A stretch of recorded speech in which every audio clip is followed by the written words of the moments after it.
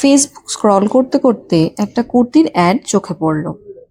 তাই আমি চলে গেলাম অনলাইনে সিমিলার আউটফিট সার্চ করতে। সাডেনলি মাথায় এলো গড়িয়াহাট গিয়ে শপিং করলে কেমন হয়। গড়িয়াহাট এলেই তো মনে পড়ে একডালিয়া, সিংহী পার্ক, ত্রিধারা। ধুর, এখনো 200-300 দিন বাকি। তারপর হঠাৎ মনে পড়লো এখানে কাছেই তো একটা মিউজিয়াম আছে যেখানে মা দুর্গা আছেন। তাই ভাবলাম মায়ের সাথে দেখা করেই আসি একটু। চলে গেলাম রবীন্দ্র সরোবর। গড়িয়াহাটের দিক দিয়ে গেলে 12 নম্বর গেটটাই সামনে পড়ে, তাই এটা দিয়েই ভেতরে ঢুকলাম। সরোবরের লেকের সুন্দর ভিউ, ঠান্ডা হাওয়া আর চারদিকে সবুজ প্রাকৃতিক দৃশ্য উপভোগ করতে করতে এগিয়ে গেলাম। এখানে বোটিং এর ব্যবস্থা আছে। এই ধরনের বোটিংকে স্কালিং বলে, যেখানে প্রত্যেক রোয়ার দুটো করে দাঁড় ইউজ করে বোটটা চালানোর জন্য। এটাকে এক ধরনের প্যাডলিং স্পোর্টস বলে, যেটা পন্ডিচেরিতে খুব বিখ্যাত আর কায়াকিং নামে পরিচিত। লেকের ভিতর ঘুরতে ঘুরতে চলে এলাম গেট নাম্বার 2 এর কাছে। পৌঁছালাম মা ফিরে এলো মিউজিয়ামে, যেখানে বছরের সেরা কিছু প্রতিমা সংরক্ষণ করে রাখা হয়। এন্ট্রান্স দিয়ে ঢোকার সময় মনে হলো যেন কোনো পুজো প্যান্ডেলেই ঢুকছি। দেখো, ফরেনার্সরাও কিন্তু সুদূর বিদেশ থেকে মাকে এখানে দর্শন করতে আসে। এটা হলো চেতলা অগ্রণী ক্লাবের 2017 সালের প্রতিমা, শিল্পী ভবতোষ সুতার। মিউজিয়ামের বাইরেটা পুরোটাই সবুজে ঘেরা বাগানের মধ্যে, চারিদিকে নানান রকমের গাছ আর বিভিন্ন রকম সুন্দর টেরাকোটার আর্কিটেকচার করা। শুধু মিউজিয়াম নয়, এটা একটা থিম পার্ক। বেশ ফটোজেনিক কিন্তু প্লেসটা, ফটোশুটের জন্যও ভালো। সকাল 5টা থেকে 10টা ও বিকেল 3টে থেকে সন্ধে 7টা অবধি মিউজিয়ামটা খোলা থাকে। এন্ট্রি কিন্তু একদমই ফ্রি। এখানে আর একটা প্রতিমা আছে যেটা শুধুমাত্র মাটিরই স্ট্রাকচার, কোনো কালার নেই, অথচ হাতের কাজটা কি সুন্দর লাগছে দেখতে। এদিকে কাঁচের ভিতর আছে হিন্দুস্তান ক্লাবের 2021 সালের প্রতিমা। Let's visit the inside of the museum.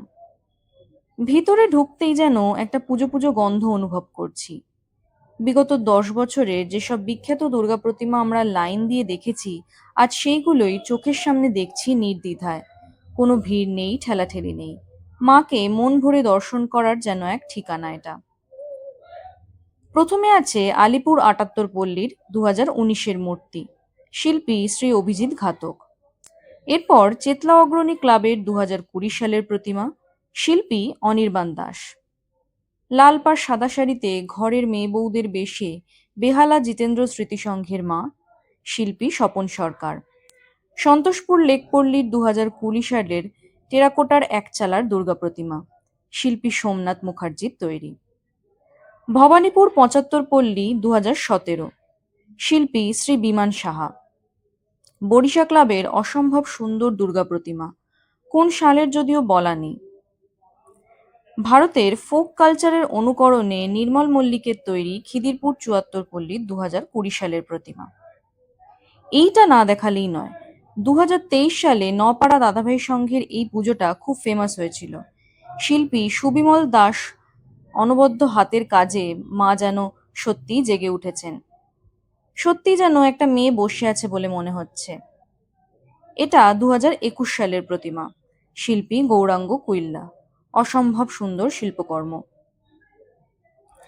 এরপর মিউজিয়াম থেকে বেরিয়ে 1 নম্বর গেট দিয়ে বেরিয়ে 2 মিনিট হাঁটলেই আছে আর একটা সুন্দর জায়গা, যেটা তোমাকে মনে করিয়ে দেবে দার্জিলিং এর কথা।